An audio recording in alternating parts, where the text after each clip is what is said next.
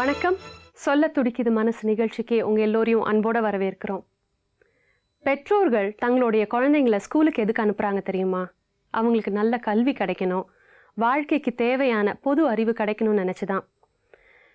பள்ளி நிர்வாகத்தை முழுசாக நம்பி அங்கே பாடம் கற்றுக் கொடுக்குற ஆசிரியர்களையும் முழுசாக நம்பி தான் தங்களுடைய பசங்களை அவங்க அங்கே அனுப்புகிறாங்க. இதை உணராத சில ஆசிரியர்கள் அத்துமீறி நடந்துக்கும் போது அதனுடைய விளைவுகளை நம்ம கனவுல கூட நினச்சி பார்த்துருக்க மாட்டோம். இந்த மாதிரி தான் திவ்யான்னு ஒரு மாணவி சென்னையில் இருக்கிற ஒரு கல்லூரியில் பிகாம் 3ஆம் ஆண்டு படிச்சுட்டு இருந்தாங்க.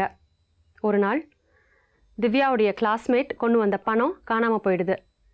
சில ஆசிரியர்கள் சில மாணவிகளை மட்டும் செக் பண்ணுறாங்க. அதில் திவ்யாவும் ஒன்று. அதுக்கப்புறமா என்ன நடந்ததுன்னு கேட்குறீங்களா? பணம் திருடியதாக சந்தேகப்பட்டு ஆடைகளை கழற்றி நிர்வாணமாக்கி சோதனை செய்ததில் அவமானம் அடைந்து சென்னை கல்லூரி மாணவி ஒருவர் தூக்கில் தொங்கி தன் உயிரை விட்டுள்ளார். மனித உரிமை, மனித நேயம் என்பனவற்றையெல்லாம் போதிக்க வேண்டிய கல்லூரி நிர்வாகமே மானபங்கப்படுத்தி விட்டதால் அவமானத்தில் இந்த தற்கொலை நடந்துள்ளது. அந்த சம்பவத்தை பற்றி இப்போது பார்க்கலாம்.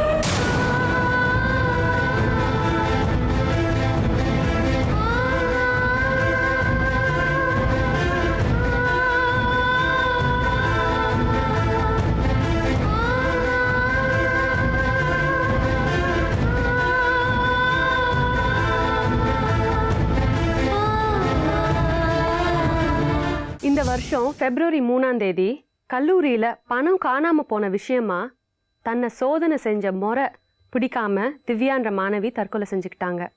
அவங்களுடைய அம்மா சாந்தி இங்கே வந்திருக்காங்க. அன்றைக்கி என்ன நடந்ததுன்னு அவங்களே கேட்போம். அம்மா, நான் வீட்டில் இருந்திருந்தா என் பொண்ணு இறந்துருக்காதுமா.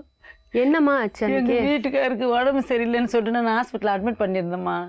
அன்றைக்கி நைட்டு வீட்டுக்கு வந்தேன். சரி, வீட்டுக்கு வந்து 2 பேரும் சாப்பிட்டோம். சாப்பாடு போட்டு கொடுத்தேன். அம்மா, காலேஜில் ஒரு பிரச்சனை நடந்ததுமா. சாப்பிடும் போது சொல்லுதுமா அழுதுக்குன்னு. என்னம்மா நடந்தது சொல்லுமா அம்மா கிட்ட. என்ன 4000 ரூபாய் காணா போயிடுச்சுமா. செக் பண்ணாங்கம்மா. 4 பேரையும் செக் பண்ணாங்க. என்னை மட்டும் துணியெல்லாம் அவுத்துட்டு செக் பண்ணாங்கம்மான்னு சொல்லி என் பொண்ணு அழுதுச்சு. அழுவாதம்மா, நான் அம்மா வந்து நான் கேட்குறேம்மா. திங்கக்கிழமைக்கு துணியெல்லாம் கழட்டிட்டு செக் பண்ணாங்களா மிஸ்ஸுக்கு. என் பொண்ணு சாவதா இருந்தா அன்னைக்கு சாவக்கூடாதாம்மா. அம்மா, நான் திங்கக்கிழமைக்கு வந்து போய் கேட்குறேம்மான்னு சொன்னேன் என் பொண்ணுக்கிட்ட. வேண்டாம்மா, அடுத்த மாதம் பரீட்சைம்மா, மார்க்கில் கையை வச்சிருவாங்க, மார்க்கை குறைச்சிருவாங்க. நான் கஷ்டப்பட்டு நீ படிக்க வச்சு அதுக்கு வாழ்வு இல்லாத போயிடும்மா, கேட்காதம்மான்னு சொல்லிடுச்சு என் பொண்ணு. நானும் சரிம்மான்னிட்டேன். மறுநாள் ஞாயிற்றுக்கிழமை நல்லபடியாக வீட்டில் வேலைகள் எல்லாம் செஞ்சுது. திங்கக்கிழமை நல்லபடியாக காலேஜுக்கு போச்சு. எந்த ஒரு இதுவும் சொல்லலை. என் பொண்ணு எப்போ நார்மலாக இருந்துச்சு, நல்லா இருந்துச்சு என் பொண்ணு. செவ்வாய்க்கிழமை 7 மணிக்கு காலேஜுக்கு போச்சு. அங்கே தான் என்னமோ நடந்திருக்கு. செவ்வாய்க்கிழமை நான் 7 மணிக்கு என் பொண்ணு போச்சு. நான் 7:30 மணிக்கு ஹாஸ்பிட்டலுக்கு போனேன். நான் சரி ஹாஸ்பிட்டலுக்கு போயிட்டு 7:45 கதவை திறந்து உள்ளே போகிறேன். திவ்யமா எமான்னு உள்ளே போகிறேன். என் பொண்ணு தொங்குது. நான் போய் அப்படி தூக்கி பிடிச்சின்னு வாயில் கை விடுறேன். கை வாய் உள்ள போகல. இங்கே விற்கிறேன். இந்த துணி விட்டு கை இறங்கலை. யாருன்னா ஓடியாங்களா கத்த எல்லாம் வந்துட்டாங்க. எங்கள் மூத்தார் வீட்டில் பக்கத்துலேயே எங்கள் மூத்தார் பண்ணிட்டு எல்லாம் உடனே தூக்குறாங்க. உடனே 4 பேர் தூக்கி தோலில் போட்டுக்கணும் ஹாஸ்பிட்டலுக்கு இட்டுன்னு போனோம். அங்கேயும் பெசன் நகர்லேயே ஏசன் ஹாஸ்பிட்டலுக்கு இருக்குது. உயிர் போயிடுச்சுமா. என்னம்மா நடந்தது எதனா திட்டினியாம்மான்னு என்ன கேட்டாங்க. என் பொண்ணு நான் ஒன்றும் திட்டல, காலேஜில் என்னமோ நடந்துருக்குங்க. இதாம்மா நான் சொல்லி அழுந்தேன். அப்போ தான் என் பொண்ணு பேகை செக் பண்ணால் ஒரு சீட் இருந்து நோட்டில். அது வந்து மேடத்துக்கு தான் எழுதிக்குது என் பொண்ணு லெட்ரு. யார் மேடத்துக்கு? காலேஜில் மிஸ்ஸுங்களுக்கு. திவ்யா படிக்கிற மிஸ் உடைய இன்னும் பெரிய மிஸ்ஸுங்க 2 பேர் இருக்காங்களாமே. சரி, அவங்க கிட்ட போய் என் பொண்ணு சொல்லிக்குது. சரி, திருடி வரா எல்லாம் பேகை மறைச்சி வைங்க அப்படின்னு செவ்வாய்க்கிழமை நடந்துக்குது. இது கிளாஸ்ல யார் சொல்றா இந்த மாதிரி? 2ங்க மிஸ் எல்லாம் ஸ்டூடெண்ட்ஸ் கிளாஸ்ல இருக்க ஸ்டூடெண்ட்ஸ் இந்த மாதிரி சொல்லிருக்காங்க. திவ்யா கிளாஸ்ல இருக்கிற பசங்களே இப்படி சொல்லிச்சிங்களாம். அதுக்கு சாட்சி அந்த கிளாஸ் படிக்கிற பொண்ணே வந்து எங்கள் கையில் சொல்லிச்சு. சார், திவ்யா செத்துட்டு 3ஆவது நாள் வந்து சொல்லுது இந்த மாதிரி நடந்தது, அதனால தான் திவ்யா பண்ணிக்கிச்சு. திவ்யா சாவணும்னு செத்து இருந்தால் காலேஜ்லேயும் செத்து இருக்கணும். ஆனால் வீட்டுக்கு வந்து தற்கொலை பண்ணினுக்குது. ஏம்மா அந்த சனிக்கிழமை சாகக்கூடாதா, ஞாயிற்றுக்கிழமை சாகக்கூடாதா, திங்கக்கிழமை சாகக்கூடாதா? ஏம்மா ஏன் செவ்வாய்க்கிழமை சாகுது? இந்த மாரி பண்ணிக்கிறாங்க. அந்த 2 மேடம் கிட்ட போச்சான், பெரிய மேடம் கிட்ட. இந்த மாரி என்னை வந்து ரொம்ப கிண்டலு கேலி செய்கிறாங்கன்னு. நீ செஞ்சு நீ ஃபிலிம் காட்டாத நாங்களாம். அந்த அந்த மிஸ்ஸு 3 மிஸ்ஸு சேர்ந்து ஃபிலிம் காட்டுறோன்னா அது என்னம்மா அர்த்தம் அது? ஏம்மா நாங்கள் மீன்கார் தான், நாங்கள் ஏழை தான்.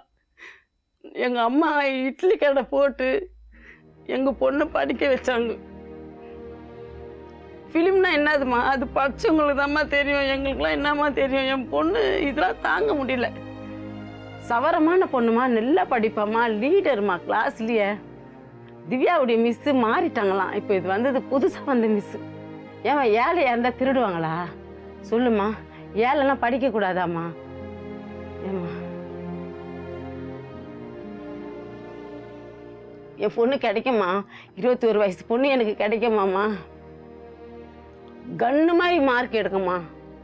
என் பொண்ணு எல்கேஜியில் இருந்து இந்த 3ஆவது வருஷம் காலேஜ் போகிற வரையிலும் என் பொண்ணு தப்பு பண்ணுச்சின்னு சொல்லிட்டு நான் இன்னும் கை காட்டி நின்று பதில் சொன்னது இல்லை. அப்படியே கொஞ்ச பொண்ணு, உன் பொண்ணு இப்படி பண்ணுச்சு அப்படி பண்ணுச்சின்னு கூட எந்த ரிப்போர்ட்டும் வராது. ராவிலையும் பகல்லையும் கண்ணு முழிச்சு எழுதும் என் பொண்ணு. இந்த பரீட்சை வந்துடுச்சுன்னா நைட்டு 2 ஆகும் 3 ஆகும், அது வரலாம் எழுதின்னு இருக்கும். அப்படியே கொஞ்ச பொண்ணுமா. திவ்யா உங்களுக்கு ஒரே பொண்ணு? ஒரே பொண்ணுமா, எனக்கு 2 பையன்மா. வலைக்கு போனாதாம்மா சாப்பாடு. எங்களுக்கு சொந்தமாக வலை மரம் எதுவுமே கிடையாது. இப்போ அந்த சுனாமி வந்ததுலேருந்து அந்த வருமானம் கூட சரியாக கிடையாது. ஒரு 3000 ரூபாய்க்கு அவர் வாட்ச்மேன் வேலைக்கு போகிறாரு. அந்த 3000 ரூபாய் எனக்கு பத்தாது. இதே பெசன் நகர் ஒன்றில் நான் பெருக்கிற வேலை செய்கிறேன், 2800 ரூபாய். அது இப்போ 5 மாதமாக தான் நான் போகிறேன். நாங்கள் இப்படிலாம் கஷ்டப்பட்டு படிச்சு என் பொண்ணு கொல்ல கொடுத்துட்டேனே. எனக்கு பொண்ணு கிடைக்குமா? என் பொண்ணு வரமா? என் பொண்ணு சேவத்தில் எழுதி வச்சுக்கிறதெல்லாம் நான் பார்த்துன்னுக்கிறேன். பரீட்சை வந்துச்சுன்னா இத்தனை டேட்டு, இந்த மாதம் இத்தனை தேதி போட்டு எழுதிடும். 10 நாளைக்கு பரீட்சை அப்படியே அப்படியே அப்படியே எழுதி வச்சுருக்கோம் சேவத்தில். என்னம்மா திவ்யாம்மா இது என்னம்மா எழுதி வச்சுக்கணும்? இத்தனை தேதி பரீட்சைம்மா எனக்கு, நீ தான் என் கூட இருந்து எனக்கு ஒத்துழைக்கணும். நான் படிக்கலம்மா, எங்கள் வீட்டுக்காரரும் படிக்கலம்மா. திவ்யா என்னவா ஆடணும்னு ஆசைப்பட்டாங்க? ஏம்மா இந்த இது முடிஞ்சிட்டா இந்த இந்த இந்த முடிச்சுட்டு வேலைக்கு போனால் சம்பளம் கம்மியாக கிடைக்குமா? குடிசை வீடு நான் உனக்கு மாடி வீடு கட்டி தரேம்மா, உனக்கு நிறைய நான் நகை வாங்கி தரேம்மா. தாலி கூட எனக்கு கிடையாது, நான் வேலைக்கு போய் உனக்கு தாலிலாம் வாங்கி தரேம்மா. நம்ம எங்கள் வீட்டுக்கு பக்கத்துலேயே பெரிய பெரிய வீடுங்க இருக்குது, உனக்கு இந்த மாதிரி வீடு கட்டி தரேம்மா. இவ்வளோ படிக்க வச்சிங்க, இன்னும் ஒரு 2 வருஷம் படிக்க வச்சா கூட இன்னும் நிறைய சேலரி கிடைக்குமா? சேலரினா கூட எனக்கு என்னன்னு தெரியாது, சம்பளம்னா எனக்கு என்னன்னு தெரியாது. இந்த 3ஆம் மாதம் முடியுதுமா காலேஜ், நான் வேலைக்கு போய் உனக்கு சம்பாரிச்சு தரேம்மா. உன்னால் முடிஞ்சா தம்பியை கூட வேலைக்கிட்டுன்னு போயிடு. 8வது படிக்கிறான் தினேஷுன்றது என் புள்ள, 3ஆவது புள்ள. அவன் படிக்க மாட்டேன்றான் சரியா. தம்பி இட்டுன்னு போயிடுமா, நீ வேலை செய்கிற இடத்துலேயே தம்பி இட்டுன்னு போயிடு. நான் இன்னும் நல்லா படிக்கிறேன், நான் படிக்க வைக்கிறேம்மா. நான் ஆயா கையில் சொல்லி மாமா கையில் சொல்லி படிக்க வைக்கிறேம்மா. எங்கள் வீட்டில் யாருமே படிக்கலைங்க, இவ்வளோ பெரிய படிப்பு யாருமே படிக்கலை. தம்பி தங்காச்சிலாம் 7வது 8வது தான், இன்னொரு தங்கச்சி 10வது, இன்னொரு தம்பி 10வது. ஆட்டோ ஓட்டினாதான் சாப்பாடு அவங்களுக்கான். அவங்க எல்லாம் ஒத்துழைச்சி தான் படிக்க வச்சுது என் பொண்ணை. என்னால் 1 ரூபா கூட சேர்த்து வச்சு என் பொண்ணை படிக்க முடியாது. அம்மா இட்லி கடை போட்டு இந்த துணி ட்ரெஸ்ஸுங்க எடுத்து தருவாங்க. எங்கள் உமான்ற தங்கச்சி புக்குங்க வாங்கி தரோம். எங்கள் வீரமணின்ற தம்பி பீஸ் கட்டுவார், 2 தவணையாக கட்டணும் பீஸ். ஒரு 10,500, ஒரு 6,000. இப்படி தான் நாங்கள் கஷ்டப்பட்டு படிக்க வச்சோம். ஆனால் திருடுற மாதிரிலாம் நாங்கள் வச்சில என் பொண்ணை. அந்த பழக்கம்லாம் இருக்காது எங்களுக்கு. இன்னத்துக்கு அந்த பழக்கம், இன்னத்துக்கு திருடணும்? சரிம்மா செக் பண்ணிங்களா என் பொண்ணு எதனா இருந்துச்சா? காசா எடுத்தீங்க? மிஸ்ஸு காசு எடுத்தாங்களா? செக் பண்ணிங்களா காசு எடுத்தாங்களா? இல்லையே. அதுக்கப்புறம் அந்த பொண்ணுடைய பேரண்ட்ஸுக்கு ஃபோன் பண்ணி கேட்டால் பணமே அவங்க அந்த பேரண்ட்ஸ் அவங்க பொண்ணு கையில் கொடுத்தே அனுப்பலையா. எவ்வளோ ஒரு அநியாயமான ஒரு இப்போ சொல்லுமா. அப்போ என் பொண்ணை நீங்கள் வந்து திட்டம் போட்டுட்டீங்க சாவடிக்கணும்னு. லீடர் நல்லா படிக்கும், கன்னு மாதிரி படிக்கும், போறாமையா அப்போ என் பொண்ணு மேலே. எல்லாம் பைக்கில் வருவாங்க, காரில் வருவாங்க, என் பொண்ணு பஸ்ஸில் தான் வரும். ஏம்மா சொல்லுமா. இல்லாத ஒரு பொய்யை சொல்லி எடுத்துன்னு வராத ஒரு பணத்தை எடுத்துன்னு வந்தான்னு சொல்லி இந்த மாதிரி சாவடிச்சிட்டாங்களே, எமனா வந்துட்டாங்களே மிஸ் எல்லாம் சேர்ந்து. இந்த நிலைமை என் திவ்யா என் பொண்ணுக்கு வந்த நிலைமை இந்த உலகத்திலேயே எந்த தாய்க்குடைய பொண்ணுங்களுக்கும் வரக்கூடாதுமா, வரவே கூடாதுமா. ஏம்மா எனக்கு ஒரே ஒரு பொண்ணுமா ஏம்மா, எனக்கு அளவு கூட நாடி இல்லைம்மா ஏம்மா, ராவில தூக்கமே வரலம்மா எனக்கு. மீனவர் சமுதாயத்தை சேர்ந்த ஏழை மாணவி திவ்யா பிகாம் 3ஆம் ஆண்டு படித்து வந்தார். கல்லூரி ஆசிரியர்கள் திவ்யாவை நிர்வாணமாக்கி அவமானப்படுத்தியதால் பிப்ரவரி தொடக்கத்தில் தூக்கு போட்டு தற்கொலை செய்து கொண்டார். இங்க திவ்யாவுடைய அம்மா, அப்பா, பாட்டி மற்றும் சித்தி உட்கார்ந்துருக்காங்க. திவ்யாவுடைய இழப்பு ஈடு கட்ட முடியாத ஒரு விஷயம். தொடர்ந்து அவங்களோட பேசுவோம். எங்கள் அம்மாவுக்கு நாங்கள் 5 பசங்க. எனக்கு ஒரு அண்ணன், ஒரு அக்கா, ஒரு தம்பி, ஒரு தங்கச்சி. எங்கள் குடும்பத்திலே உங்க அக்கா இல்லையா? அக்கா குடும்பத்திலே அவங்க தான் பெரியவங்க. பேத்திலையும் 10 பேரில் அவ தான் பெரியவ, திவ்யா தான் மூத்த பேத்தி. எங்கள் பரம்பரையிலே யாருமே நாங்கள் படித்ததே இல்லை, 10ஆவது வகுப்பு தாண்டினது கிடையாது. இவ தான் ஃபஸ்ட்டு. அதனால் நாங்கள் எங்களுடைய எல்லாருடைய அன்பும் அவள் மேலே தான். ஏன்னு கேட்டிங்கன்னா அந்த பிள்ளைய எங்கள் அக்கா வந்து எங்ககிட்ட கொடுக்கும்போது எங்களுக்கெல்லாம் யாருக்குமே கல்யாணம் ஆகலை. நாங்களும் சின்ன பிள்ளைங்க தான். 1990 எங்கள் அக்கா கல்யாணம் ஆகி 2வது மாதம் 12ஆம் தேதி எங்கள் அக்கா கல்யாணம் ஆகும்போது அதே வருஷத்தில் டிசம்பர் 9ஆம் தேதி அவள் பிறந்து 1.5 வயசு. எங்களுக்கு வந்து அவங்க மாமியார் வந்து இவ குழந்தைய அடிக்கடி அடிச்சுட்டே இருக்கா, அதனால் சரியாக வளர்க்க மாட்டா. எங்களுக்கு இன்னொரு யோசனை, எங்கள் மாமாவும் படிக்கல, எங்கள் அக்காவும் படிக்கலை, நம்ம நல்லா படிக்க வைக்கணும்னு சொல்லி அந்த பிள்ளையை நாங்கள் கொண்டு வந்துட்டோம். உங்கள் வீட்டுக்கு கூட்டிகிட்டு வந்தோம்? ஆமாம், பாட்டி வீட்டுக்கு கொண்டு வந்துட்டோம். அப்போ எங்கள் அண்ணனுக்கு கல்யாணம் ஆகலை, எனக்கு கல்யாணம் ஆகலை, என் தம்பி கல்யாணம் ஆகலை, யாருக்கும் கல்யாணம் ஆகலை. சரி. அப்போ அந்த பிள்ளையை கொண்டு வந்து அதுக்கப்புறம் 6 வருஷம் கழிச்சு தான் எங்களுக்கெல்லாம் ஒவ்வொருத்தருக்கா கல்யாணம் ஆச்சு. அந்த பிள்ளையை வந்து நாங்கள் எல்லாருடைய அன்பும் அவள் மேலே கொட்டி வளர்த்தோம்.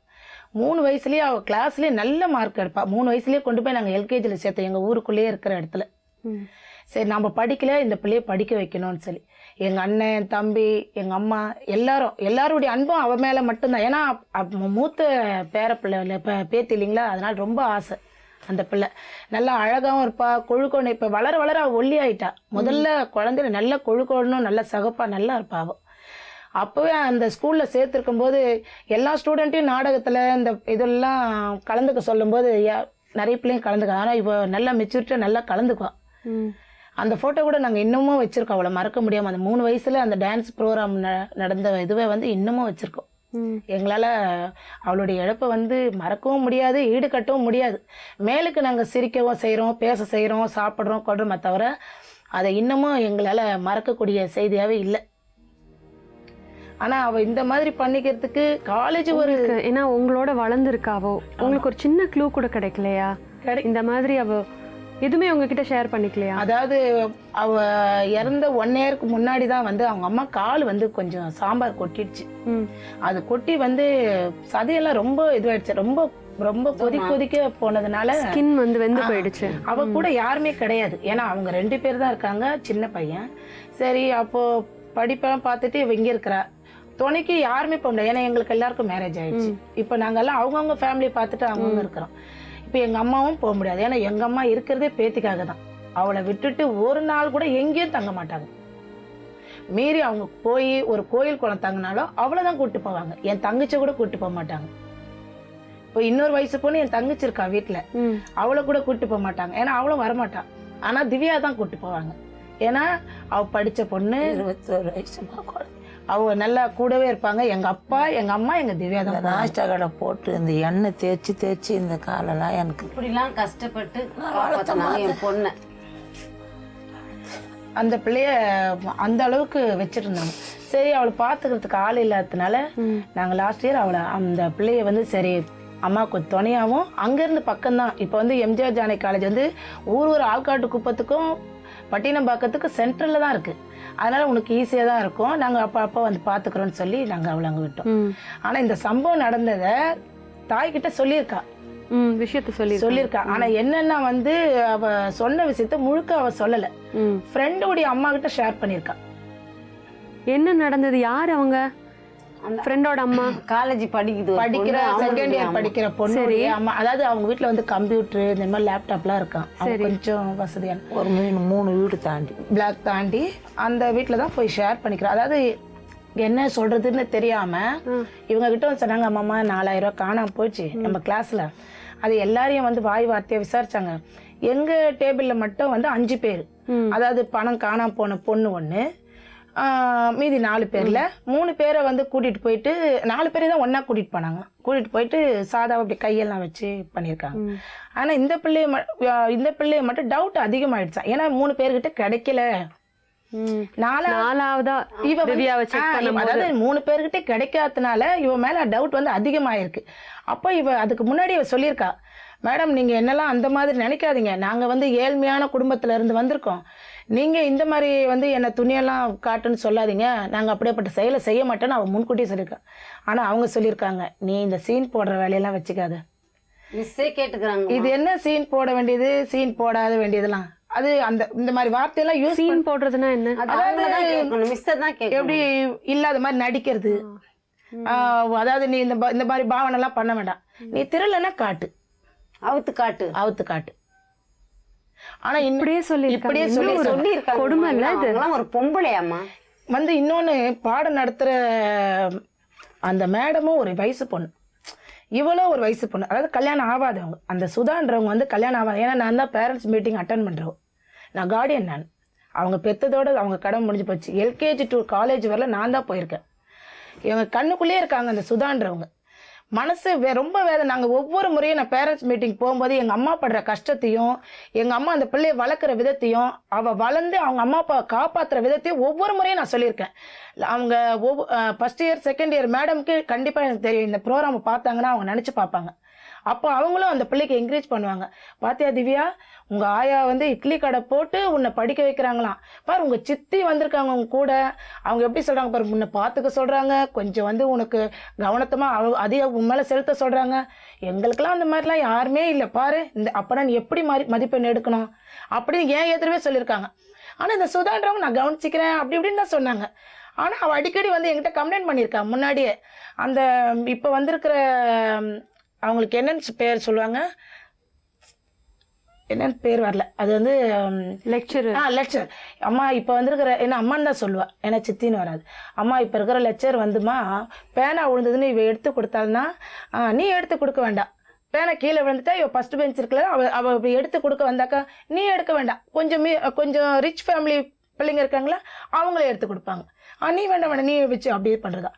இப்போ ஒரு பாடம் எதனா நடத்திட்டு இருக்கும்போது இவ எழுந்து எதனா சொன்னாங்கன்னா நீ அப்படியே நீ சரி இவளை வந்து ஒரு மட்டமான ஸ்டேஜ்லயே பார்த்துக்காங்க. நாங்க மீனவர் சமுதாயத்துல பிறந்து வந்தாலும் எங்க இதுல குறைவில்லாத அவளை வளர்த்துருக்கோம். உங்க பேத்தியை பத்தி சொல்லுங்க. எனக்கு பேசவே முடியல, வரல எங்க அம்மாவுக்கும் இந்த பேசவே முடியல. குழந்தையா இருந்ததுலேருந்து நான் அங்கேயே தான் இருக்கிறேன். ஒரே கவலை, அது நினைப்பேன். என்னை பார்க்குறேன், நான் படித்து வேலைக்கு போய் சம்பாரித்து நான் உங்கள்கிட்ட கொடுப்பேன் ஆயான்னு சொல்லிச்சும்மா.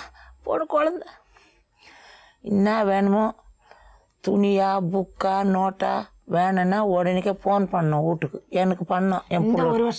இந்த ஒரு வருஷத்தில் மித்த நேரம்லாம் நாங்கள் எங்கள் வீட்டில் இருந்து துணி தேவைன்னா கூட ஃபோன் பண்ணோம், தைய கூலிக்காக இருந்தால் கூட ஃபோன் பண்ணோம், உடனே அம்மாவை அனுப்பமா. ஏன்னா அவங்களுக்கு எந்த கஷ்டமும் கொடுக்கக்கூடாது. ஏன்னா எங்கள் அக்காவுக்கு வந்து விவரமே சரியா தெரியும், உடனே கொடுத்து அனுப்புவோம்மா. ஆயாவை கஷ்டம் கூட கடிச்சு கூட இந்த கடிச்சா ஒரிசை கொண்டு 1000 ரூபாய்க்கு அடை வச்சு அந்த என்னமோ அது கூட கொண்டு கொடுத்துக்குது. அது வந்து பாட்டியை கஷ்டப்படுத்த ஏற்கனவே பணத்தை வாங்கியிருப்பாங்க அம்மான்னு இல்லை, நிறைய எல்லாருப்போம்பா எதுக்காகத்தான் கொடுத்து அனுப்பேன். புக்கு வாங்கணும்னு வாங்கியிருப்பாங்க அம்மா. ஆமா, அப்பாவுக்கு இப்போ இது அந்த அம்மாவுடைய முன்னேற்றம் இதுதான். அப்பாவுக்கு ஆயா கிட்ட அம்மா போய் சண்டை போடும், சும்மா ஆயா கிட்ட பணம் கேட்க போகாது. வந்தாலும் நான் கொடுப்பேன், 100 200 500 1000 கேட்டால் உடனே கொடுத்து அனுப்புவேன். எங்கன்னா வட்டிக்கு வாங்கியாவது கொடுத்து அனுப்புவேன். பொண்ணு வந்துட்டா ரொம்ப கஷ்டமாக, கடலுக்கு போனால் தான் சாப்பாடு, அந்தமாரி இருக்கிறதுக்கு நான் கட்டி கொடுத்துட்டேன். பிள்ளைக்கு தம்பி தான், சித்தி புள்ள அவர் எனக்கு கட்டி கொடுத்துட்டு 2 குழந்தைய நான் தான் வெட்டினு வந்து வளர்த்தேன். ஒரு பொண்ணு ஒரு பையன் இருக்கிறான் இன்னும். அவளுடைய தம்பி எங்கிட்ட தான் இருக்கிறான். தம்பி புள்ளனா வந்துமா 2 கண்ணுமா 2 குழந்தை. 10 பேரம் பேத்தி இருந்தா கூட எனக்கு பாசம் அதிகம் இது 2 குழந்தை மேலே தான். ஏன்னா அவள் தான் மூத்த பிள்ளைங்க 2 பேரும். 10 பேரும் பேச்சுமா, அது 10ல் 1 போயிடுச்சுமா, 9 தான் இருக்கு. அதே கவலை மறக்கவே முடியலம்மா. பொண்ணு போட்டாவே திருப்பி வச்சுதாம்மா படுத்துன்னு பார்த்துக்க கொடுக்குறேன். ஏன்னா அவள் வந்து உள்ள திருப்பி வச்சுட்டேன். போட்டோவை நேரில் வச்சாக்கா வந்து எங்களுக்கு அதை பார்க்கவே முடியல. இவங்களை பார்த்து சிரிக்கிற மாதிரி இருக்கு, அழுற மாதிரி இருக்கு. நாங்கள் மூடி வச்சுக்கிறோம் வீட்டில் போட்டாவை. ரொம்ப நைட்டில் வருத்தமாக இருக்குது எங்களுக்கு. இப்போ எல்லார் வீட்லேயும் ஒன்று, எங்கள் தம்பி வந்து பாசம் ரொம்ப அதிகம். அது 5 ஃப்ரேம் போட்டு அண்ணன் வீட்டு ஒன்று, தம்பிக்கு ஒன்று, அக்கா வீட்டுக்கு ஒன்று, அம்மா வீட்டுக்கு ஒன்று, எல்லார் வீட்டு எங்கள் வீட்டில் ஒன்று. இப்போ 5 பேர் கொடுத்து ஆட்டோலையும் ஒரு பிரேம் போட்டு. ஏன்னா இப்போ என் தம்பிக்கு வந்து அக்கா பொண்ணு, ஆனால் என் பொண்ணை பொறுத்தவரை அவர் அப்பா மாமான்னு. ஏன்னா அப்பான்னு தான் கூப்பிடும். ஒருத்தர் உங்ககிட்ட வந்து ஒரு அளவுக்கு தான் அவ சொல்லியிருக்கா இல்லையா? ஃப்ரெண்டோட அம்மா கிட்ட ஆமா எக்ஸ்ட்ராவா என்ன ஷேர் என்ன சொல்லியிருக்காங்கன்னா, இவங்க கிட்ட வந்து செக் பண்ணாங்கம்மா, பணம் காணாம போயிடுச்சு. அது வந்து இல்ல, ஆனா காணாம போனப்ப இருந்துதான்னு கேட்டாங்க. பாடி இது வந்து கிடைக்கல, அந்த பணம் கிடைக்கல. ஆனா இவ வந்து லெட்டர் எழுதியிருக்கா பாருங்க. லெட்டர் வந்து ஒரு லெக்சர் நடத்தின இதுவே ஒரு HODக்கு எழுதியிருக்கா. அதாவது ஆசிரியர் அவர்களுக்கு எங்க வகுப்பில் பணம் திருட்டு காணாம போயிடுச்சு, எல்லாரையும் விசாரித்தார்கள், ஆனா என்னை மட்டும் சொல்லி ஒரு குறிப்பா இது பண்ணியிருக்கா. இதை படிச்சு நான் பார்த்துட்டு இதை வந்து என்ன நீங்க தான் கண்டுபிடிக்கணும். ஏன்னா என்ன நடந்தது காலேஜுக்குள்ள நடந்ததுன்னு எங்களுக்கு தெரியாதுன்றதுக்காக தான் இதுக்கு என்ன முடிவுன்னு நீங்க தான் பார்க்கணும்னு சொல்லிட்டு தான் நான் தான் வந்து ப்ரெஷர் பண்ணதே. முதல்ல எல்லாருக்கும் தெரியப்படுத்துங்க, மீடியாவுக்கு தெரியப்படுத்துங்க, என்ன நடந்தாலும் பரவாயில்ல அப்படின்னு. ஆனா அவ என்ன சொல்லியிருக்கானா, அந்த 3வது இருக்கிற அவங்க ஃப்ரெண்டுடைய அம்மா கிட்ட என்னை வந்து ட்ரெஸ்ஸை ரிமூவ் பண்ணி பார்த்தாங்க, பணம் மேலே இல்லைன்னு தெரிஞ்சவொடனே ஜட்டியை கழட்ட சொன்னாங்களாம். இது வந்து என் பொண்ணு வந்து ஆஃபீஸ் ரூம்ல போய் சொல்ல போயிருக்கா. இதை சொல்ல போயிருக்கும் போது அவங்க வந்து இவருக்கு ஆறுதலா, சரிம்மா இது வந்து பொம்பளை தானே, ஏதோ தெரியாம நடந்துருச்சு, நீ கவலைப்படாத அப்படின்னு சொல்லி அவளுக்கு ஆறுதல் சொல்லியிருந்தா கூட என் பொண்ணு மனசாரிடும். ஏன்னா நாங்கள் ஒவ்வொரு தவறு செய்யும் போதும் எங்ககிட்ட வந்து ஒரு சின்ன வேலை செய்யணும்னா அப்போ வந்து அவளை வந்து தட்டி கொடுத்து தான் நாங்கள் பண்ணியிருக்கோம். இது யாரு, நம்ம ஆயா தானே திட்டினாங்க, இது யார், நம்ம அம்மா, இது நம்ம மாமா அப்படின்றதுனால அவளுக்கு கண்டிப்பா அவள் ஆஃபீஸ் ரூம்ல போய் சொல்லும் போதோ இல்லை அந்த லெட்டர் எழுதும் போதோ யாராவது அவளை வந்து தட்டி கொடுத்து என்கரேஜ் பண்ணியிருந்தா கண்டிப்பா என் பொண்ணு இந்த முடிவுக்கு போயிருக்க வாய்ப்பே கிடையாது. ஏன்னா அவ நல்ல பிள்ளாவும் அங்க போய் சொல்லும் போது அவங்க அதுக்கு மேல என்ன சொல்லியிருக்காங்கன்னு தெரியாதான் மனம் உடைஞ்சிருக்கா. ஏன்னு கேட்டீங்கன்னா, சனிக்கிழமை நடந்திருக்கும் போது திங்கக்கிழமை என் பொண்ணு காலேஜ் அட்டன் பண்ணியிருக்கா, செவ்வாய்க்கிழமை காலேஜ் போயிருக்கா. செவ்வாய்க்கிழமை அன்னைக்கு என்ன நடந்து தெரியாம நேரம் அவ வரும்போது மனம் உடைஞ்சு வந்திருக்கும் போது அந்த நேரம் பார்த்து எங்க அக்கா வீட்டுல இல்லை, அதாவது எங்க மாமாவுக்கு அட்மிட் பண்ணிட்டாங்க ஸ்டாண்டில. அவருக்கு இன்னும் 2 நாள் கழிச்சு அவருக்கு ஆபரேஷன். என்ன ஆச்சு உங்களுக்கு? இந்த காலு ஒரு குடைச்சல், ஒரு காலு மட்டும், அதனால உங்களை ஹாஸ்பிட்டல்ல அட்மிட் பண்ணிருந்தாங்க. ஆனா சனிக்கிழமை அட்மிட் பண்ண அன்னைக்கு தான் அந்த சம்பவம் அங்க நடந்திருக்கு. சனிக்கிழமை சாயந்தரம் வந்து லாஸ்ட் மந்த் 29க்கு அவ சொல்லும் போது அக்கா சனிக்கிழமை ஈவினிங் தான் அக்கா கிட்ட சொல்லியிருக்காங்க. மறுநாள் ஞாயிற்றுக்கிழமை அக்கா வந்து மாமா கிட்ட பகிர்ந்துட்டாங்க, இந்த மாதிரி திவ்யாப்பா சொன்னாங்களா. உடனே அவரும் சொன்னாராம், நம்ம போய் கேட்கலாம் அப்படின்ட்டு. இல்ல ஏதோ மார்க் வந்து என்ன குறைச்சிருவாங்களாம், முடிய போகுது, இன்னும் 2 மாதம் எலெக்ஷன் வருதுனால கொஞ்சம் முன்கூட்டியே எக்ஸாம் வைக்கிறதா சொல்லியிருக்கா போல இருக்கு. அதனால எதுவும் முடிஞ்சு போகுதுன்னு வேண்டாம், நீங்க வர வேண்டாம்னு சொல்லிட்டாங்களாம். இவங்க வந்து என் தங்கச்சிகிட்ட சொல்லியிருக்காங்க, தங்கச்சிக்கிட்டே அம்மா கிட்டயும். அப்போ எனக்கு மெசேஜ்ல நானும் எங்க வீட்டுலதான் அம்மா கிட்ட தான் இருக்கேன், நான் என்கிட்ட சொல்லியிருந்தா கண்டிப்பா நான் போய் கேட்க முடியும். ஏன்னு கேட்டீங்கன்னா, நான் வந்து கொஞ்சம் துருத்துருன்னு பேசிடுவேன், பின்னாடி வர இதுவெல்லாம் நான் யோசிக்கவே மாட்டேன், முன்னாடியே கேட்டுருவேன். அந்த பிள்ளை வந்து தகவல் தெரிஞ்சதுன்னா ஒண்ணு காலேஜில் போய் கேட்டுருக்கலாம், இல்லை இவளையாவது ஒரு ஆறுதல் சொல்லியாவது வச்சிருந்துருக்கலாம். மனம் முறிகிற அளவுக்கு அந்த நடந்திருக்குதுன்னா, அந்த சம்பவம் நடந்திருக்கு, நாம இந்த அளவுக்கு அது பண்ணணுன்றதுக்காக நம்ம நினைச்சிருக்கோம். ஆனா எனக்கு கிடைச்ச நியூஸு செவ்வாய்க்கிழமை நைட்டு 8:15 தான் எங்களுக்கு நியூஸ். என்னன்னா, நாங்கள் ஆட்டோவில் செய்தி கேட்டு ஃபோன் வந்து இந்த மாதிரி யாருமா அது சாந்தியுடைய பொண்ணாம ஊர் ஆள்காட்டு குப்பத்தில் இருக்கா, அந்த பொண்ணு சூசைட் பண்ணிச்சுன்னு சொல்லும் போது அண்ணனையும் தங்கச்சியும் கூட்டிட்டு வேகமாக நாங்கள் ஆட்டோ பறக்குது. அந்த ஆட்டோ வந்து ஆக்சிடென்ட் ஆயிருந்தா நாங்கள் 3 பேரும் காலி ஆகணும், அந்த அளவுக்கு ஸ்பீடாக போய் இறங்குறோம். ஆனால் பொண்ணை வந்து வாழை குறுத்து மாதிரி சாவில் தான் பார்த்தோமே தவிர அவங்க அதுக்கு முன்னாடி ஹாஸ்பிட்டல்லாம் போயிட்டு வந்துட்டாங்க. அப்போ இவளை பிடிச்சி கத்துற, என்ன எதனா சொன்னியா, திட்டினியா, என் பொண்ணை என்ன பண்ண அப்படின்னு கேட்கும்போது, இல்லைம்மா காலேஜில் என்ன நடந்தது தெரியல, என் பொண்ணு இந்த மாதிரி ஆயிடுச்சு, சனிக்கிழமை நடந்த சம்பவத்தை சொன்னாங்க. சனிக்கிழமை நடந்த சம்பவத்தை ஏன் எங்ககிட்ட சொல்லலை அப்படின்னாக்கா, எனக்கு தெரியாதுமா, என் பொண்ணு சொல்லவானா சொன்னான். உடனே பேகெல்லாம் எடுங்க, அப்போ ஏதோ சம்பவம் நடந்ததுக்குன்னா கண்டிப்பாக ஏதாவது இருக்கணும் அப்படின்னு சொல்லி பேகெல்லாம் எடுத்து ஒரு புக்கை அலசி நான் பார்த்ததுனால, ஏன்னா 10வது படிச்சிருக்கேன், இவங்க படிக்கல, இவங்க கம்மன் விட்டுட்டு எல்லாம் அழுகுறாங்க ரோட்டில் உட்காந்துட்டு, எல்லாம் அலசி பார்த்தா அதில் எழுதியிருக்கு. ஹெச்ஓடிக்கு வந்து அவ அட்ரஸ் பண்ணியிருக்காங்க. ஆமா எழுதியிருக்கா. எழுதிட்டு அந்த நோட்டோட வந்து இந்த அழுதா எப்படி இருக்கும் அந்த கொஞ்சம் ஈரப்பதம், கண்ணுல இருந்து தண்ணீர் ஆமா அந்த பொட்டு பொட்டா இருக்கிறது. அந்த நோட்டை வந்து நான் இன்ஸ்பெக்டர் அவர் யாரு பேர் தெரியல, அவங்க கிட்ட இந்த நோட்டை கொடுத்து அந்த கம்ப்ளைண்ட்டை எழுதி கொடுத்தோம் நாங்கள் ரிப்போர்ட். இந்த மாதிரி நடந்திருக்குங்க, எங்களுக்கு இதுக்கு வந்து நாங்கள் கேஸ் நாங்கள் கொடுக்குறோம் அப்படின்னு சொல்லி நாங்கள் அப்போ தான் எழுதி கொடுத்துட்டு இது பண்ணோம். நான் நிறைய பேருக்கு சொல்ல விரும்புறது என்னன்னா, இதுக்கப்புறம் என் பொண்ணுக்கு வந்த நிலைமை இனி யாருக்கும் வரக்கூடாது. ஒவ்வொரு ஆசிரியரும் அவங்க வந்து நம்ம கையில் இருக்கிற குழந்தைய கொடுத்துருக்காங்க, அவங்க எப்படி நடந்துக்கணும், என்ன மாதிரி எப்படி இருக்கணுன்றதுக்கு இது ஒரு முன் உதாரணம். கடைசியாக ஒரு பொண்ணு வந்து தீ குளிச்சிட்டேன்னு வந்தாங்க, 8ஆம் வகுப்பு படிக்கிற பிள்ளையா. என் பொண்ணு இறந்து ஒரு 15 நாள்ல, ஒரு வாரத்திலேயே. எங்க உங்க ஏரியால? இல்ல வேற எந்த ஏரியான்னு தெரியாதுமா, டிவியில பார்த்தோமா. டிவில அந்த பொண்ணு தீ குளிச்சிருக்காளாம். அந்த பிள்ளையோடைய அந்த மேடம் அந்த கிளாஸ் டீச்சருடைய பேகை கொண்டு போய் வைக்க சொன்னாங்களாம். நாங்கள் படிக்க தான் அனுப்புகிறோம், நீங்கள் என்ன வேலை காட்டி அந்த பிள்ளைய அந்த பேகை கொண்டு போய் வைக்க சொல்கிறது. அதுக்கப்புறம் அவங்க வந்து அதை பார்த்தாங்களாம், அதில் பணம் திருட்டு போயிடுச்சு. அது இன்னொரு பொண்ணு திவ்யா சேர்த்து 2 பொண்ணு இறந்து இருக்குது. என்ன இது வந்து படிக்க சொல்லி அனுப்பும்போது நீங்கள் படிப்பை அறிவுரை ஊட்ட சொல்லியிருக்கீங்களா, இல்லை அவங்கள தற்கொலைக்கு முயற்சி செய்யறதுக்கு உண்டான வழிகளை நீங்கள் தேடி கொடுக்குறீங்களா? சொல்லுங்க பார்க்கலாம். அது வந்து அவங்க செய்கிற மிகப்பெரிய தவறு என்னன்னா, ஆசிரியராக தான் இருக்கணும். ஆசிரியர் நல்ல ஒரு நண்பராக இருக்கலாம், ஆசிரியர் நல்ல தாயாக இருக்கலாம். ஆனால் நாங்கள் படிக்கிற காலத்திலலாம் சொல்லுவாங்க, உங்களுக்கெல்லாம் ஒரு குழந்தை தான், எனக்கு 40 பிள்ளைங்க அப்படின்வாங்க. நாங்கள் படித்த நான் கார்பரேஷனில் தான் படித்தேன். எங்கள் சார் சொல்லுவார், சுவாமிநாதன் சார், அவர் உனக்கு ஒரு பிள்ளை தாம்மா, எனக்கு இப்போ இருக்கிறாங்களே 45 பேரும் என் பிள்ளைங்க, அதில் எது நடந்தாலும் நான் தான் பொறுப்புன்னுவாங்க. ஆனால் இப்போ இருக்கிற ஆசிரியர் தாய் மாதிரி இல்லை, ராட்சசியாக மாறிட்டு இருக்காங்க. இப்போ என் பொண்ணு இழந்தது காரணமே அவங்க ஒரு ஆறுதலாக ஒரு வார்த்தை சொல்லியிருந்தாங்கன்னா நேரம் என் பொண்ணு செத்து இருக்கிறதுக்கு வாய்ப்பே இல்லைங்களே. ஏம்மா இப்போ நீங்கள் கம்ப்ளைண்ட் கொடுத்துருக்கீங்க இல்லையா, என்ன பொசிஷனில் இருக்குது? கோர்ட்டில் இருக்கு இல்லையா கேஸ்? ஆமாம் கோர்ட்டில் இருக்குதான். ரொக்க ஜாமீன் வெளியே வந்திருக்காங்க 4 பேரும். உங்களுக்கு விவரம் தெரியல? அவங்க 4 பேரும் ஜாமீனில் வெளியே வந்திருக்காங்களாம். அந்த ஜாமீன் என்ன அடிப்படையில் வந்திருக்குன்னா, இந்த பொண்ணு வந்து யாரையும் குறிப்பிடலை அப்படின்னு, அதாவது பேரை வச்சு குறிப்பிடலை அப்படின்னு. ஆனால் குறிப்பிட்டிருக்கா என்னன்னா, இப்போ அவங்க ஆசிரியருக்கு மேல் ஆசிரியருக்கு தெரியப்படுத்துது என்னன்னா, எங்கள் வகுப்பில் இந்த மாதிரி நடந்திருக்கு, அவங்க அந்த வகுப்பில் யார் இருப்பாங்கன்றது அவங்களுக்கு தெரியும். அது மட்டும் இல்லாமல் யார் அதில் பங்கு கொண்டிருக்காங்கன்னு ஏற்கனவே 4 பேர் அரெஸ்ட் பண்ணும்போது தெரியும். இதில் இருக்கும்போது யாரை குறிப்பிடலைன்னு சொல்லணும்? 4 பேர் தான் தெரிஞ்சு போச்சு, இல்லை இன்னும் யாரை குறிப்பிடணுமா? இறந்தவ எப்படி மீண்டு வந்து குறிப்பிடுவாங்களா? ஜாமீன் வந்து அதில் அந்த அடிப்படையில் தான் போயிருக்கு. லெட்டரில் பேர் குறிப்பிடல. இப்போ லெட்டரில் பேர் குறிப்பிடலைன்னா வகுப்பில் இந்த லெக்சர் தான் பாடம் நடத்துகிறாங்கன்றது நிர்வாகத்துக்கு தெரியும். இதுக்கப்புறம் இந்த சம்பவம் நடந்திருக்கிறது இவங்க தான் அடிப்படையாக, இவங்க தான் காரணன்றதும் தெரியும். இதுக்கப்புறம் வேற யார் பேரை குறிப்பிடணுன்றாங்க?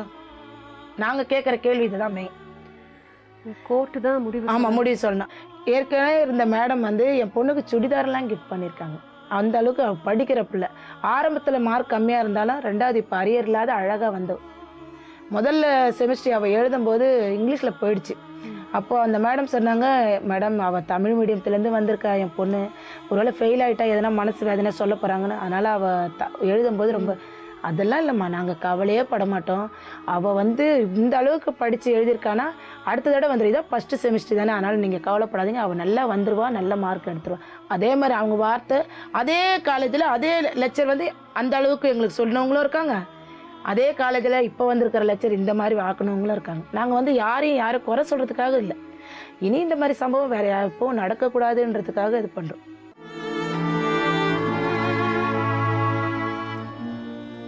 வகுப்பு ஆசிரியரின் தவறான அணுகுமுறையால் அவமானம் தாழாமல் 8ஆம் வகுப்பு மாணவி தேன்மொழி பிப்ரவரி 3வது வாரத்தில் தூக்கில் தொங்கினாள்.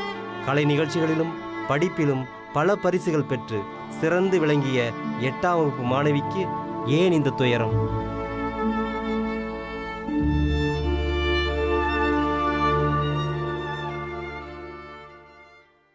என் பிள்ளை 8 வருஷமாக அந்த ஸ்கூலில் படிக்கிறா சார். சேர்த்து செகண்ட் ஸ்டாண்டர்ட் தான் சேர்த்தது. அதுலேருந்து ஃபஸ்ட் ரேங்க் தான். நல்லா படிக்கிற பிள்ளை சார் அவள். அந்த கிளாஸ் டீச்சர் எல்லாருமே கேட்டு பாருங்க, அவள் ரொம்ப நல்லா பிரில்லியண்ட்டான பிள்ளை. அவள் 10 நாளாக இந்த அம்மா போட்டதுனால 10 நாளாக நான் ஸ்கூலுக்கு அனுப்பாமல் வச்சுருந்தேன். அவளுக்கு 2 அம்மா போட்டிருக்கேன்றதுனால. சரி மிட்டம் வருது, தேர்ட் மிட்டம்ட்டு நான் மண்டே போய் ஸ்கூலில் போய் சொல்லிட்டு வந்தேன். ஸ்கூலில் லீவ் சொல்லிவிட்டு அவள் தேர்ட் மிட்டம் வருதுங்க, டைம் டேபிள் கொடுங்க, அவள் படிக்கணும்னு சொல்லிட்டு கிளாஸ் டீச்சர்கிட்ட சொல்லிட்டு வந்தேன். அவங்க டைம் டேபிள் வேறு ஒரு பிள்ளைகிட்ட இருந்து வாங்கி கொடுத்தாங்க. நான் எடுத்துகிட்டு வந்து இவகிட்ட கொடுத்தேன். இவள் படித்தா. First exam Tamil English test first. அந்த தமிழில் வந்து அவள் பிட் அடித்தான்னு சொல்கிறாங்க. பிட் அடித்தா அதனால் நாங்கள் பனிஷ்மெண்ட் கொடுத்தோன்னு பசங்க, என் பிள்ளை எதுவும் எங்ககிட்ட சொல்லவே இல்லை. பசங்க சொல்லுது, இந்த மாதிரி நடந்தது. தேன்மொழியை எக்ஸாம் எழுதும்போது அவள் புக்கை பார்த்து எழுதுனான்ட்டு மிஸ்ஸு நீ எப்படி புக்கை பார்த்து எழுதலாம், நீ 8 வருஷமாக எதுக்கு லீடராக இருக்கிற, சனின்னு சொல்லிட்டு தலையில் அடிச்சிருக்காங்க. 4 மணி நேரம் முட்டி போட சொல்லியிருக்காங்க. அவள் எழுதின பேப்பரில் பிட்டுன்னு சொல்லி காஃபின்னு சொல்லி எழுதி வாங்கி வச்சுன்னு 4 ஹவர் முட்டி போட வச்சுட்டு அதுக்கப்புறமா செகண்ட் பேப்பர் கொடுத்துருக்காங்க இங்கிலீஷு. அதில் சென்டம் எடுத்திருக்கா என் பொண்ணு. நேற்று தான் எனக்கே தெரியும் அந்த மார்க்கில் சென்டம் எடுத்திருக்கான்ட்டு. 90க்கு மேலே எடுக்கிற புள்ள, இங்கிலீஷில் எடுக்கிற புள்ள தமிழ் எப்படி சார் பிட் அடிக்கும்? ஒரு நியாயமே இல்லையா இது கேட்குறதுக்கு? அந்த மிஸ்ஸுக்கு இன்னும் பனிஷ்மெண்ட் கொடுக்காத இருக்காங்க. அவங்க இன்னும் கூட பனிஷ்மெண்ட் கொடுக்கல. 16 நாள் ஆகுது. அந்த மிஸ்ஸு வேறு இடத்துல வேலை போட்டு கொடுத்துருக்காங்க அவங்களுக்கு ட்ரான்ஸ்ஃபர் பண்ணி பெரம்பூரில். அவன் மனசு ரொம்ப இலகின மனசு சார். அம்மா கிட்ட சொல்லிட்டான், அம்மா எங்கே உடஞ்சிருவாங்களோ, அப்பா உடஞ்சிருவாரோ, நம்ம இந்த மாதிரி பண்ணிட்டாங்களே, ஸ்கூலில் அவமானப்படுத்திட்டாங்களே, நம்ம எப்படி ஸ்கூல் 10:30 மணிக்கு உக்காந்து மேக்ஸ் எக்ஸாம் எழுதிருக்கிறா. அப்போ கூட அவளுக்கு சாகணும்னு தோணலை பாருங்க. 10:30 மணிக்கு உக்காந்து எக்ஸாம் எழுதிருக்கா. எங்கள் வீட்டு ஹவுஸ் ஓனர் பார்த்துருக்காங்க அவளை உக்காந்து எக்ஸாம் ரிவிஷன் பண்ணியிருக்கா. அதே 11:30க்கு பார்த்துருக்காங்க, குழந்தை தொங்கின்னு இருக்கா சார். தூக்கு போடுற வயசா சார் அதுக்கு? முடி போடுற வயசு, ஃபேண்ட்டு முடி கூட நாங்கள் தான் சார் போடுவோம் என் பிள்ளைங்களுக்கு. அந்த மாதிரி வளர்த்தேன் சார் நான். என் பிள்ளைக்கு லட்சியமே நான் டாக்டர் ஆகணும், எம்பிபிஎஸ் ஆகணுமா, நான் டாக்டர் ஆகணும், எம்பிபிஎஸ் ஆகணும், ஏழைங்களுக்கு சேவை பண்ணணுமா. நம்மளை போல் எவ்வளோ பேர் ஏழைங்க இருக்காங்க, எல்லாருக்கும் நான் சேவை பண்ணணும்னு ஒரு லட்சம் சார். என் பிள்ளை உயிரோடு இருந்தா எனக்கு எவ்வளோ நல்லது. இப்போ ஒரு குழந்தை தானே, இல்லை சரி பரவாயில்ல தேத்திக்க, இன்னொரு பிள்ளைய பாருன்னு சொல்கிறாங்க ஜனங்க சார். அந்த குழந்தை இல்லாத எங்கள் குடும்பம் சின்ன பின்னமாக ஆயிடுச்சு சார். ஒரு குழந்தை தான் அதை பற்றி, ஆனால் குடும்பமே ரொம்ப சின்ன பின்னமாக ஆகிப்போச்சு. நாங்கள் இந்த டீச்சருங்க நான் கண்டிக்கக்கூடாதுன்னு சொல்ல, கண்டிக்கலாம். எப்படி கண்டிக்கணும்? தேன்மொழி தப்பு பண்ணிட்டாலா தனியாக கூப்பிட்டு, ஏம்மா இந்த மாதிரி நீ அந்த மாதிரிலாம் பிட்டெல்லாம் அடிக்கக்கூடாதுடா, எதுக்காக அடிக்கிற பிட்டு, நீ நல்லா படிக்கிற பிள்ளை தானே, இந்த மாதிரி செஞ்சுட்ட, சரி விட்டுரு, இன்னொரு வாட்டி அந்த மாதிரி செய்யாத, தனியாக கூப்பிட்டு வான் பண்ணோம் சார். அவங்களுக்கு ஸ்டாஃப் ரூம்னு ஒரு ரூம் வச்சுக்கிறாங்களே சார், எல்லா கார்பரேஷன் ஸ்கூல்லையும் சரி, எல்லா மெட்ரிகுலேஷன்லையும் சரி, அவங்களுக்குன்னு டீச்சர்ஸ்க்குன்னு தனியாக ஒரு ரூம் வச்சுக்கிறாங்க. அவங்க சாப்பிட்றதுக்கும் அவங்க அரட்டை அடிக்கிறதுக்கும் ஒரு ரூமு. அதே மாதிரி பிள்ளைங்களை கண்டிக்கிறதுக்குன்னு ஒரு ரூம் போடணும் சார், கவர்மெண்ட்டில் போடணும். போட்டு பிள்ளைங்க ஏதாவது தப்பு பண்ணிச்சா அந்த ரூமில் 4 பேர் பசங்களுக்கு தெரியாது, அந்த ரூமில் கூப்பிட்டு இந்த மாதிரி கண்டிக்கணும். மொல்லமாச்சு இந்த மாதிரி தன்மையாக சொல்லணும். எல்லா பிள்ளைங்களும் மனசு ஒரே மனசாக இருக்காது. ஒவ்வொரு பிள்ளைங்க ஷார்ப்பாக இருக்கும், ஒவ்வொரு பிள்ளைங்க சொன்னால் கூட அடிச்சா கூட தொச்சிட்டு போகிற பிள்ளைங்களும் இருக்குது. ஒவ்வொரு பிள்ளைங்க சின்னதாக சொன்னால் கூட அது பெரிய விஷயம் நினச்சின்னு இந்த மாதிரி உயிர் விடுற பிள்ளைங்களும் இருக்குது. இதே மாதிரி 4 நாளுக்கு டீச்சர் திட்டுறாங்கன்னு உயிரை விட்டுனே இருந்தால் பிள்ளைங்க ஸ்கூலில் மயானம் ஆகிடுமே சார். எதுக்காக நாங்கள் பள்ளிக்கூடத்துக்கு அனுப்புகிறோம்? பிள்ளைங்க படிக்கணும், டாக்டர் ஆகணும், வக்கீல் ஆகணும், இன்ஜினியர் ஆகணும் தான் நாங்கள் அனுப்புகிறோம். இந்த மாதிரி ஒவ்வொரு டீச்சரும் மற்ற மனசு புரிஞ்சிக்காத அந்த குழந்தை மனசு எவ்வளோ வலிச்சிருக்கிற மாதிரி பேசியிருக்கிறாங்க சார். வலிச்சிருக்கிற மாதிரி 3 வருஷம் எக்ஸாம் எழுத முடியுமா? நான் பார்க்குறேன் எப்படி எழுதுவேன்றதை நான் பார்க்குறேன். நீ உன் பேப்பரில் பிட்டுன்னு, இப்போ அந்த பேப்பரை எங்களுக்கு நாங்கள் கேட்டால் கொடுப்பாங்களா சார்? பிட்டுன்னு எழுதின பேப்பரை நாங்கள் கேட்டால் கொடுப்பாங்களா அந்த டீச்சர் எங்களுக்கு? இந்தியன் இன்ஸ்டிடியூட் ஆஃப் ஹியூமன் ரைட்ஸ்னுடைய தமிழ்நாடு பிரிவோட பொறுப்பாளர் பேராசிரியர் ராஜ் வசந்தன் இப்போ நம்மக்கிட்ட பேச வந்திருக்கிறாரு. அவரோட இப்போ பேசுவோம். வணக்கம். வணக்கம். திவ்யாவுடைய விஷயம் கேள்விப்பட்டீங்க இல்லையா? ஆமாங்க. இந்த மாதிரி ஒரு எக்ஸ்ட்ரீம் ஸ்டெப் எடுக்க என்ன காரணம்னு நீங்கள் நினைக்கிறீங்க? திவ்யா மட்டுமல்ல, இதை போன்ற பல மாணவிகள் மாணவர்கள் மர்மமான முறையில் இறந்துடுறாங்க. சரி, அது சூசைடுங்கிற ஒரு இட்ஸ் டிசைடட் as சூசைடு. ஆனால் சூசைடுக்கு என்ன அபேட்மெண்ட் ஆஃப் சூசைடு, எது தற்கொலைங்கிறதுக்கு என்ன காரணம் என்னங்கிற டீட்டெயில்ஸுங்கிறது பல விஷயங்களில் வெளியே வர்றதில்லை. அந்த நேரத்துக்கு அது பேப்பரில் ஒரு செய்தியாக வருகிறதே ஒழிய எந்த ஒரு அமைப்புகளும், அரசாங்க அமைப்புகளும், ப்ரைவேட் என்ஜிஓஸ், அப்புறம் ப்ரைவேட் இன்ஸ்டிடியூஷன்ஸ் எதுவுமே அது ஒரு பெரிய விஷயமாக எடுத்து குழந்தைகள், அதாவது சைல்டு அப்படிங்கிறது பிலோ 18 இயர்ஸுங்கிறது சட்டப்பூர்வமாக சொன்னீங்கன்னா பிலோ 18 இயர்ஸ் அவங்களுடைய வெல்ஃபேருக்காகவும் அவங்களுடைய மென்டல் மேக்கப், அவங்க டிப்ரெஷன்லேருந்து அவங்க எப்படி வெளியில் வர்றது, அவங்களுக்கு ரெகுலராக கிளாஸஸ் கண்டக்ட் பண்ணி இந்த மாதிரி சூழ்நிலைகளை தவிர்த்து இந்த மாதிரி டெத் சூசைட்ஸ் அவாய்ட் பண்ணக்கூடிய ஒரு அவேர்னஸ் இல்லாமல் இருக்கிறது காரணம். அதான் மெயின் காரணம். அது இந்த மாதிரி இளம் தலைமுறையினர் ஒரு எக்ஸ்ட்ரீம் ஸ்டெப் எடுக்கிறதுக்கு ஒரு உளவியல் ரீதியாக எதுவும் காரணங்கள் இருக்குமா? உளவியல் ரீதியாக கண்டிப்பாக இருக்கிறது. பட் நான் என்னுடைய தரப்பில் நினைக்கிறது அந்த சிஸ்டம் சரியில்லைங்கிறத நினைக்கிறேன். என்ன சிஸ்டம்? Education system. இப்போ பல சூழ்நிலைகளில் இருந்து வரக்கூடிய மாணவிகளும் மாணவர்களும் ஒரே இன்ஸ்டிடியூஷனில் படிக்கும் பொழுது அந்த ஏற்றத்தாழ்வுகள் அதிகமாக இருக்கிறது. அந்த ஏற்றத்தாழ்வுகளை குறைக்கக்கூடிய அது இல்லாத இருக்கக்கூடிய ஒரு சூழ்நிலைகள் பள்ளிக்கூடங்கள்லையும் கல்விக்கூடங்கள்லையும் இருக்கணும். இப்போ நான் அந்த திவ்யாங்கிறோட அவங்களோட எபிசோட் பார்க்கும்போது கூட எவ்வளோ கஷ்டப்பட்டு அவர்கள் தமிழ் மீடியத்தில் படித்து கஷ்டப்பட்டு மீன் விற்று அந்த மாதிரி பணத்துலேருந்து நாங்கள் ஃபீஸ் கொடுத்து பண்ணோம். சில தமிழ் இங்கிலீஷ் வரலைங்கிற அந்த இதை கூட அவள் அதை முயற்சி பண்ணி நல்லா படித்தாங்க.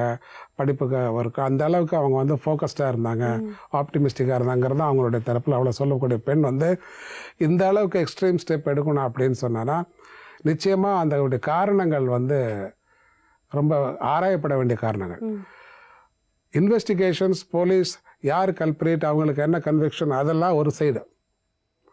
அது யாருக்கு எந்த நன்மையும் சமுதாயத்துக்கு செய்யப்பட போகிறதில்ல. தண்டனை வாங்கி கொடுக்க வேண்டியது அரசாங்கத்தினுடைய கடமை. ஆனால் நீங்கள் சொல்கிற மாதிரி நிறைய மாணவர்களும் மாணவிகள் இந்த மாதிரி சூழ்நிலை இருக்கிறாங்க அப்படிங்கிறது ஒரு புள்ளி விவரத்தை படி பார்த்தீங்கன்னா South India is the capital of the suicide. Every 15 மினிட்ஸில் ஒரு 3 ஒரு சூசைட் நடக்கிறதுனா அதில் 18 to 35 ஏஜஸ்குள்ளே இருக்கக்கூடிய ஒரு குழந்தை, ஒரு யங் பாயோ ஒரு கேர்ள் தான் இறந்துட்டு போயிடுறாங்க. கேட்கவே எவ்வளோ ஷாக்கிங்காக இருக்குல்ல. ரொம்ப அது அதுக்கு பல காரணங்கள் சொல்லலாம். ஃபஸ்ட்டு வீடு, அவர்களுடைய பராமரிப்பு, ஒரு மென்டல் மேக்கப், அல்லது ஆரம்பத்துலேருந்து ஒரு குழந்தை ஒரு இங்கிலீஷ் மீடியம் இல்லாத ஒரு பள்ளிக்கூடத்தில் படிக்கிறதோ, அதுக்கப்புறம் சரியான ஒரு வளர்ப்பு இல்லாதது, திடீர்னு ஒரு கல்லூரிக்கு வரும் பொழுது தாழ்வு மனப்பானம் வந்துடுது. நானே ஒரு கல்லூரியில் 2 வருடங்கள் வேலை பார்க்கக்கூடிய வாய்ப்பு கிடைத்தது எனக்கு. அப்போ நான் கண்கூடாக பார்த்த அந்த ஏழை மாணவர்களும் அந்த குறிப்பாக பிற்பட்ட சமுதாயம் SC ST அவர்களுக்கு வரக்கூடிய கல்வித்தொகையை கூட அவர்களுக்கு கவர்மெண்ட் கொடுக்குற ஊக்கத்தொகை கூட அந்த மேனேஜ்மெண்ட் இன்ஸ்டிடியூஷன்ஸ் சரியாக அவங்க கைக்கு போய் சேர்றதில்ல. அதை கூட பிடிச்சி வச்சுட்ருப்பாங்க. அந்த மாதிரி பல விஷயங்கள் அவங்களுக்கு டிப்ரெஷன் வர்றதுக்கோ ஏமாற்றம் வர்றதுக்கோ, நம்ம ஏன்டா இப்படி இந்த மாதிரி ஒரு சூழ்நிலை பிறந்தோம், நம்ம ஏன் நமக்கு அந்த வாழ்க்கையில் ஒரு சமத்துவம் கிடைக்கலையாங்கிறது அவர்களுடைய ஆதகம். அதற்கு சட்டத்தினாலேயும் இன்னைக்குள்ள ஒரு சூழ்நிலை இன்னும் அதுக்கு ஒரு தீர்வு கிடைக்கல. எங்களுடைய ஏக்கமே இன்ஸ்டிடியூஷன் ஆஃப் ஹியூமன் ரைட்ஸ், டெல்லியோட இன்ஸ்டிடியூஷன் எங்களுடைய ஏக்கமே ஒரு மனிதனோட தன்னுடைய லைஃப்பை டிக்னிட்டியோடு வாழணும். அவங்களுடைய nobody has the right to take anybody's life. அவங்களுக்கு இதே ஆர் ஈக்குவல் அப்படிங்கிறது ஈக்குவாலிட்டிங்கிறது இல்லாதனால தான் இந்த மாதிரி டிப்ரெஷன் வருது. அதற்கு பள்ளிக்கூடங்களும் சரி, பெற்றோர்கள், நான் சொன்ன மாதிரி பெற்றோர்களும் சரி, பள்ளிக்கூடங்களில் பார்த்தீங்கன்னா பல டீச்சர்ஸ் பிரிச்சிடுறாங்க, ஃபேவரட்டிசம் பண்ணிடுறாங்க. வரும் பொழுதே ஓகே இந்த பையன் கொஞ்சம் வசதியான பையன், அல்லது இந்த குழந்தை கொஞ்சம் வசதியான பொண்ணு, ஓகே இவங்கள்ட்ட கொஞ்சம் அந்த ஃபேவரட்டிசம் வந்துடுது. அந்த ஜாதி மதம் எல்லாமே தான் அதுக்கு ஃபேவரட்டிசத்துக்கு காரணம். இதெல்லாம் இல்லாத செக்குலர் சொசைட்டின்னு சொன்னால் கூட ப்ராக்டிக்கலாக செக்குலரே கிடையாது. அந்த மாதிரி சூழ்நிலையெல்லாம் மாறினாதான் இந்த டிப்ரெஷன் போகிறதுக்குரிய வாய்ப்பு இருக்குது. ரெண்டாவது சோதனை செஞ்சு அந்த லேடி கேர்ளை பண்ணாங்க அப்படிங்கிறப்போ சோதனை ரொம்ப அநாகரிகமான முறையில் பண்ணியிருப்பாங்கிறதாக நான் நினைக்கிற ஒரு விஷயம். பிகாஸ் எந்த குழந்தையும் நல்லா படித்து அது காலேஜ் லெவலில் வந்த பிறகு சூசைட் பண்ணணுங்கிற அளவுக்கு எக்ஸ்ட்ரீம் ஸ்டெப் போகிறது அதுக்கு தனியாக ஒரு கமிஷன் வச்சு, அதுக்கு தனியாக ஒரு இன்வெஸ்டிகேஷன் அத்தாரிட்டி வச்சு, எதனால் இந்த மாதிரி பண்ணப்படுறாங்கிறதாக ஒரு அமைப்பு, ஒரு கமிஷன், விமன் கமிஷனோ பண்ணி அந்த மாதிரி பண்ணிட்டு செய்யணுங்கிறது அவசியமான ஒரு சூழ்நிலை. It's not being done. Nobody is taking the serious view about all these things. Nobody. இந்த மாதிரி இப்போது திவ்யாவுக்கு நடந்த மாதிரி ஃப்யூச்சரில் நடக்காமல் இருக்கிறதுக்கு என்ன பண்ணலாம்? ஒரு சூசைட் ஒன்று நடந்தது, இதே மாதிரி ஒரு கேர்ள் சூசைட் பண்ணாங்க. அந்த பொண்ணு சூசைட் பண்ண காரணம் என்ன தெரியுங்களா உங்களுக்கு? எதுவுமே இல்லை. என்ன விஷயம் அப்படின்னா, ஜாதி சான்றிதழ் கொடுக்கணும். ஜாதி சான்றிதழ் அவங்க அட்மிஷன் டைமில் கொடுத்துருக்காங்க, ஏதோ ஒரு கம்யூனிட்டி போட்டு கொடுத்துருக்காங்க. அதுக்கு ஐ மீன் சொல்லியிருக்காங்க, என்ட்ரி போட்டிருக்காங்க இதில். அப்போ வந்து 10th +2 ஏதோ டைமில் வந்து அது சர்டிஃபிகேட் கேட்குறாங்க. அவங்க அப்பா அலைஞ்சு பார்க்குற சர்டிஃபிகேட் வாங்க முடியல. ஏதோ ஒரு சூழ்நிலை தாலுகா ஆஃபீஸில் போய் எங்கேயோ போகிற வாங்க முடியல. இதே ஒரு பிரச்சனை ஆகி திருப்பி வீட்டில் பேசி அந்த பொண்ணு, சின்ன பொண்ணு, சரி இதெல்லாம் ஒரு பிரச்சனைனா என்னால் படிக்க முடியாது, அப்பா இவ்வளோ கஷ்டப்படுறான்னு சொல்லி சூசைட் பண்ணிடுச்சு, தற்கொலை பண்ணிடுச்சுங்க. The system is very wrong. Teacher எந்த தப்பு பண்ணலை, இந்த பொண்ணும் எந்த தப்பு பண்ணல, அப்பாவும் எந்த தப்பு பண்ணல. System is wrong. This is very alarming situation. திருப்பி நீங்கள் என்ன கேட்டீங்க, என்ன ஃபியூச்சருக்கு என்ன பண்ணலாம் அப்படிங்கிற சிஸ்டமை கரெக்ட் பண்ணணுங்க. சிஸ்டம் கரெக்ட் பண்ணணும். அன்னைக்கு கூட கமிஷனர் சொன்னார், கார்பரல் பனிஷ்மெண்ட் கிடையாது. எந்த இடத்துல நம்ம கரெக்ட் பண்ண ஆரம்பிக்கணும்? யார் கரெக்ட் பண்ணணும்? பெற்றோர்கள் பள்ளிக்கூடங்களுக்கு அனுப்பும் பொழுது அந்த குழந்தை ஒழுங்காக பள்ளிக்கூடத்துக்கு போகிறாங்களா, எவ்ரிடே ரிப்போர்ட் அவங்க தெரிஞ்சுக்கணும். அது குழந்தை வந்த பிறகு ஸ்கூலுக்கு காலேஜுக்கு வந்த பிறகு எப்படி நடந்துக்கிறாங்க, லெஷர் டைம் என்ன பண்ணுறாங்க, காலேஜ் எத்தனை அவர் ஃப்ரீ விட்டாங்க, சும்மா கேட்கலாமே. 2 டீச்சர்ஸ்லாம் வந்தாங்களா, ஃப்ரீ விட்டாங்களா. பொதுவாக பொம்பளை பிள்ளைங்க நல்லா சொல்லுவாங்க, அம்மா அப்பாட்ட நல்லா பேசுவாங்க, ரைட்டாக எல்லாம் இருந்துச்சுமா அப்படி இப்படின்னு சொல்லுவாங்க. பசங்க அவ்வளோவா பேசிக்கிறது இல்லை. ஸோ என்ன நடந்ததுங்கிறத வந்து ஒரு பேரண்ட்டே அந்த ஒரு டீச்சராக இன்வால்வ் ஆகி, எல்கேஜி யூகேஜிக்கெல்லாம் நம்ம ஸ்கூலு கேட் வரைக்கும் போகிறோம், நம்ம குழந்தைய விட்டுட்டு டீச்சர்கிட்ட போய் என்னப்பா லெசன் கொடுத்தோன்னு சொல்கிறோம். ஆனால் வளரும் போது நாங்கள் அப்படி பண்ணுறோம், கண்டினியூ பண்ணுறது பண்ணணும். So the starting point is with the parents. அவங்க ஃபுல்லாக இன்வால்வ் பண்ணி காலேஜ் ஸ்கூல் லெவல் வரைக்கும் குழந்தைய ஃபுல்லாக இன்வால்வ் பண்ணி ஸ்ப்ரெட் ஓவர் பண்ணாங்கன்னா இந்த மாதிரி பிரச்சனை வரதுக்கு வாய்ப்பே கிடையாது. ஒரு சில ஆசிரியர்களோட அலட்சிய போக்குனால சில பிஞ்சு உள்ளங்கள் மனசில் காயப்பட்டு தங்களுடைய உயிரையே மாச்சிக்கிறாங்க. இதே நிகழ்ச்சியில் நாங்கள் பல முறை சொல்லியிருக்கோம், தயவு செய்து குழந்தைங்களா பாருங்கன்னு. குழந்தைங்களுக்கு இதயம் இருக்குது, அந்த இதயத்துக்கு அன்பு தேவைப்படுது. ஆசிரியர்கள் 2வது பெற்றோர்கள்னு சொல்லுவாங்க. இந்த பொறுப்பை ஒவ்வொரு ஆசிரியரும் உணர்ந்து நடந்துக்கணும். இன்றைக்கி வந்து பேசின தாய்மார்கள் இந்த மாதிரி ஒரு நிலைமை இன்னொரு தாய்க்கு ஏற்படக்கூடாதுன்னு சொன்னாங்க. அதே தாங்க நாங்களும் சொல்கிறோம். இந்த மாதிரி ஒரு நிலைமை இன்னொரு தாய்க்கு ஏற்படாமல் இருக்கிறது ஒவ்வொரு ஆசிரியர் கையிலையும் தான் இருக்குது. இந்த எதிர்பார்ப்போட இன்றைய நிகழ்ச்சியை நாங்கள் நிறைவு செய்கிறோம். மேலும் வேறு சில வாழ்க்கை கதைகளுடன் உங்களை மீண்டும் சந்திக்கிறேன். நன்றி, வணக்கம்.